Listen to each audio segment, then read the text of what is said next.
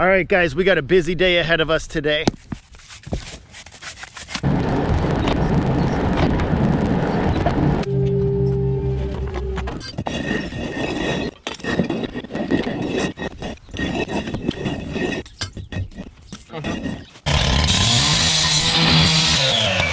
If you're just tuning in, we had a double terraced retaining wall that came crashing down, and it had a garage that's hovering right above it.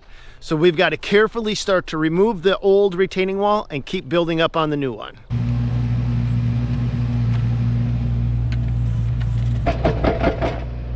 During the excavation, it's important not to overdig any more than you have to.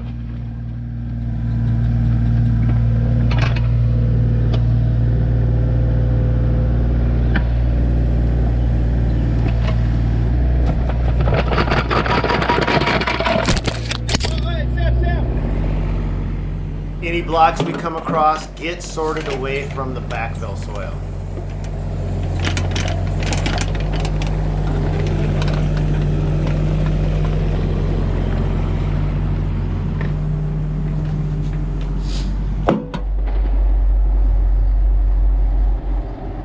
In a perfect world, we'd want to dig right down to the elevation that we want the bare dirt to. That way it hasn't been disturbed. But even when we do that, we've still got to compact it. It doesn't matter if we do it perfect or not. It doesn't hurt to hit it once over with a small plate packer to make sure that you have no unsettled soils in that trench.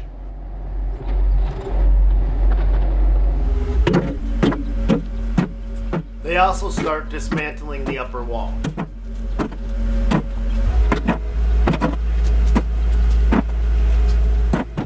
You'll see us dumping these materials into the bucket of our cat skid loader.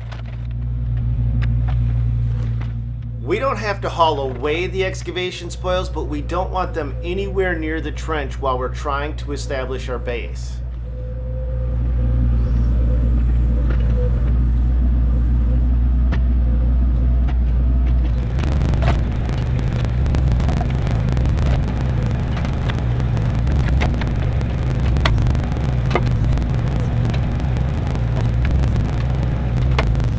All right, let's talk drain tile. Actually, if you see drain tile ever functioning in a dry stacked modular retaining wall, it means that retaining wall is in a state of failure.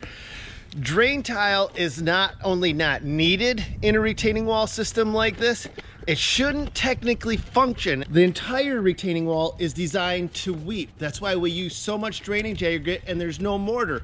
So the water can pass freely through the retaining wall. If we concentrate that water in any one area, we can create hydrostatic pressure and then we can create a potential blowout. Yeah. So we don't technically want the drain tile to work. We want the entire wall to work. We still stick the drain tile in because it's easier to say, yeah, there's drain tile in the retaining wall, than try to explain why you don't need drain tile in a retaining wall. So let's show you how we put in this drain tile that should never work. So the drain tile has to have an outlet, and that's every 40 feet on center. Now when he goes to cut in the outlet, he doesn't take it out of the center section of the block, he takes it out of the side of the block. But he also does something a little bit different that we're going to show you here in just a moment.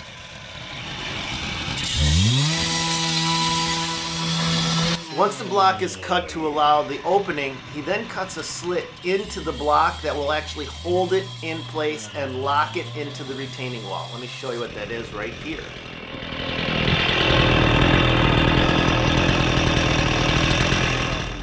The soil we want to reuse gets saved and set to the side.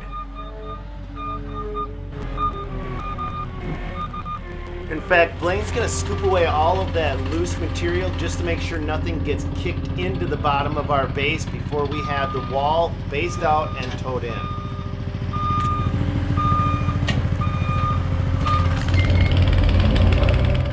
The new trench gets touched up by hand before it gets hit by machine.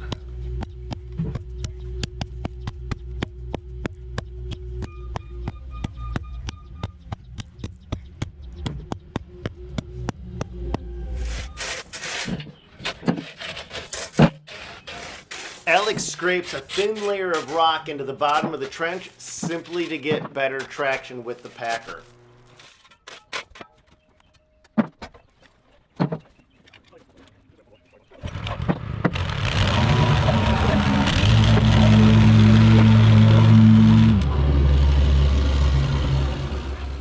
backs the sub-base material, which is the raw dirt, to make sure that if there was any excavation oversizing, it's all firmed up before the base actually goes in.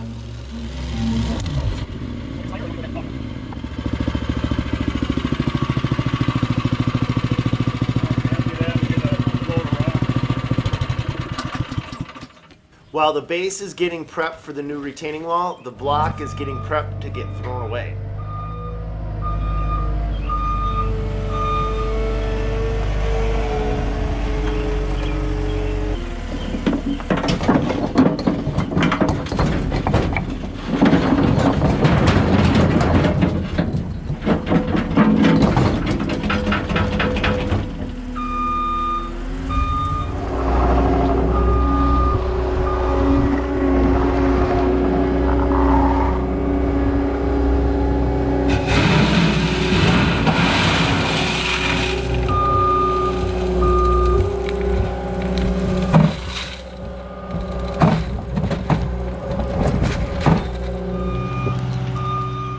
With a full bucket, he opts to back down the hill right off from the driveway. If he went forward with it, there'd be rock all over the yard.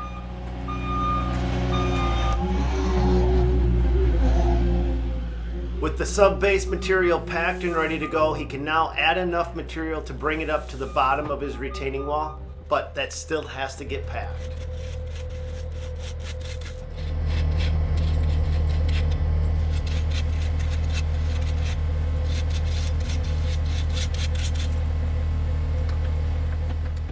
Unlike Class 5 or other materials that may be used as base, this material does not need a lot of compaction to lock together. In fact, a light hit pretty much sets it in place.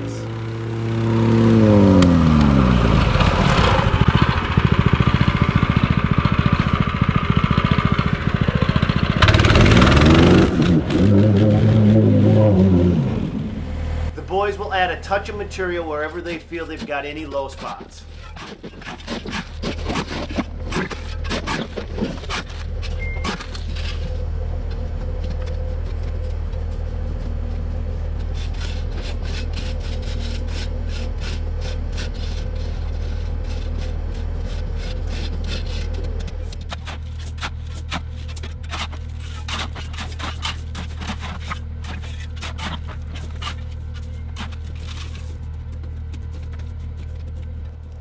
Before the first block goes down, he scans the base for imperfections, looking for anything that doesn't look like it belongs.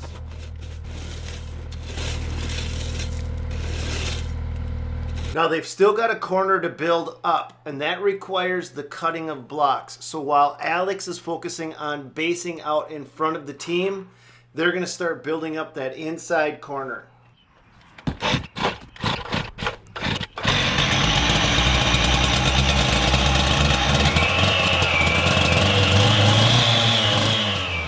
Now he uses the concrete saw because he has to have a very precise cut to make a very precise fit.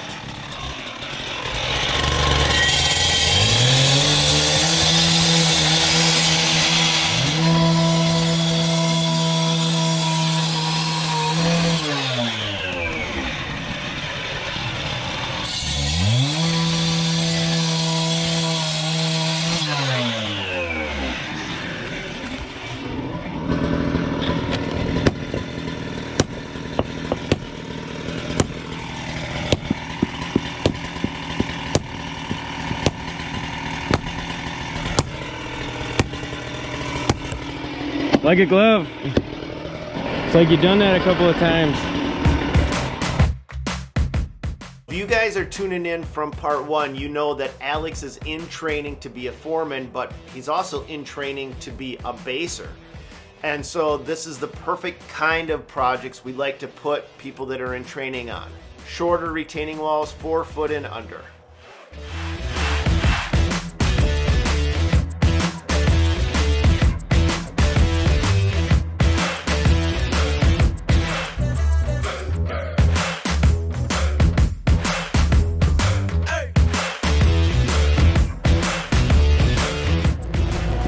Sam places the shovel to mark the center of where he wants Blaine to dump the draining aggregate.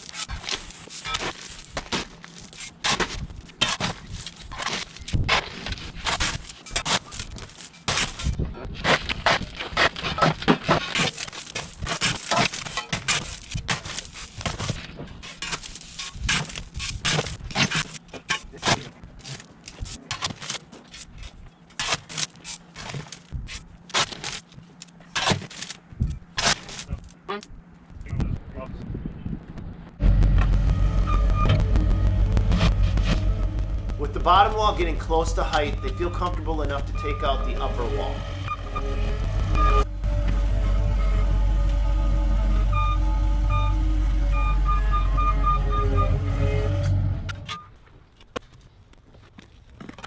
To play it safe and not jeopardize that upper garage, a lot of the removals are done by hand.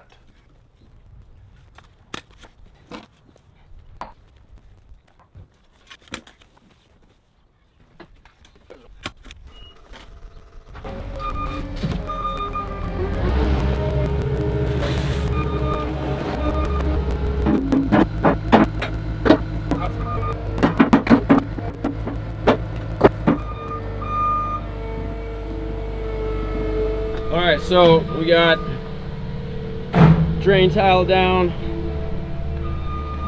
class 5 in up to this point. And originally this was a little 2-tier wall, so there was one here and then obviously one along here that we've been tearing out. But what we're going to do next is start adjusting this grade. We're going to be shaving it down and kind of dyeing it into the like that. Jump in here because Sam mentioned class 5, and in fact we actually don't use class 5 anywhere on our projects, although you can. We prefer 3/4 clear, and this is the stone right here. I want to clarify this. It's 3/4 inches in size, angular in nature, and no matter what you do, pretty much locks in place because of all these angles. You hit it with a light compaction and it isn't going anywhere. Now on the next video, we're going to be wrapping this project up, finishing the landscaping, capping the wall, and finishing this project out. And that's all we got for you today. God bless you guys. Go get them.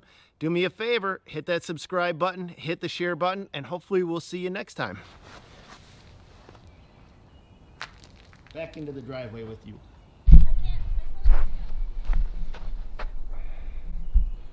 Oh, look at, there's my wife up on the, what? Let's find out what the heck is going on. Well, I'm sorry, honey. What are you doing on the kids' playground? We have no kids that play on the playground, by the way. The boys do. The grandkids. The grandkids. And what are you doing up there? I'm looking for the F-16s that were flying over. For why? The frontline workers. Honor of. I can't see them from here. Oh, they were supposed to fly over your work. My wife is a registered nurse at the VA. Am I supposed to mention that? Is that okay to say? It is, as long as it doesn't benefit you in some way, I guess. I don't know. They have all sorts of rules. I'm not sure. I think it's okay. And so the F-16s were going to fly over her work today. And so she's just looking for them. We'll see you on the next one.